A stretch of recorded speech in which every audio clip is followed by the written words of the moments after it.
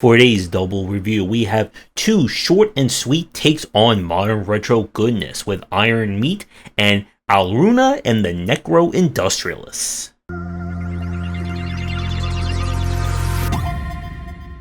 From the opening cutscene to the very end, Iron Meat is a love letter to running guns with a very beautifully disturbing aesthetic.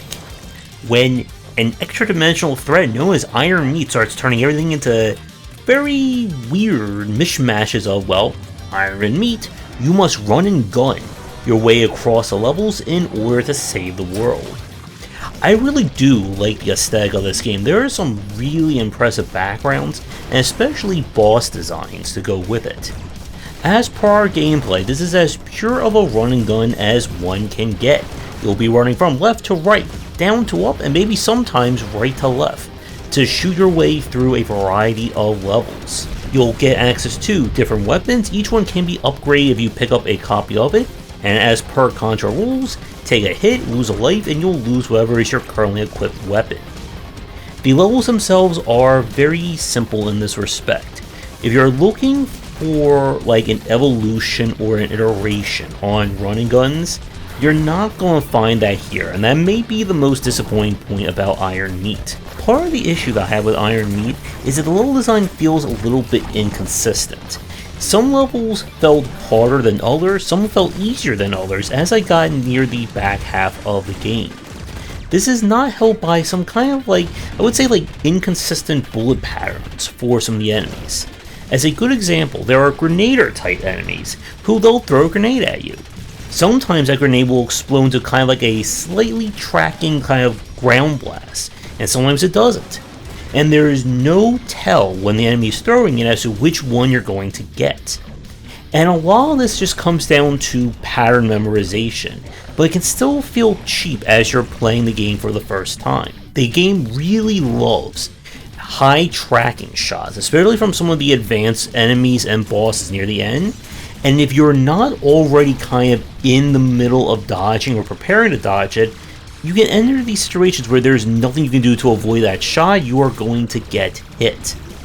And this does lead to the game being a little bit more frustrating in spots than I think I would have liked. Still, I did run through this all the way on stream, and it is a very competent run and gun. If you have a buddy and can play either locally or with remote play, then this is an easy recommendation. I do hope we see more disturbing meat creations from this developer in the future. We go from run and gun to walk and jump with Alruna. In this title, it is a dystopic future where capitalism and industrialism have ruined the land, and it's up to a dryad named Alruna here to possibly save the world. Can she do it, or will the wheel in the sky keep on turning? Well, you'll have to play the game to figure that out. This is a very much a compact and very focused Metroidvania. You'll explore the world, divide up into kind of 4 major areas with 4 major bosses to beat. You're not going to be getting pure movement tech upgrades in this game. Instead, you get access to 4 different seeds, each with kind of a secondary function that you'll have to use and mix and match for puzzles and exploration.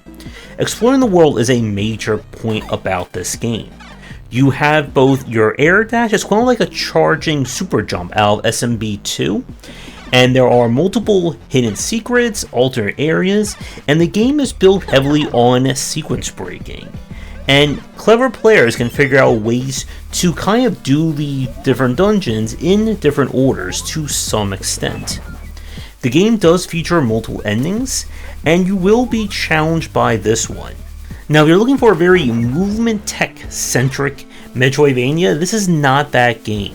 While you will be dodging obstacles and spikes and pits, this is definitely more about kind of exploration and kind of the environment as a light puzzle, rather than testing your ability to do multiple air combos all in a single line.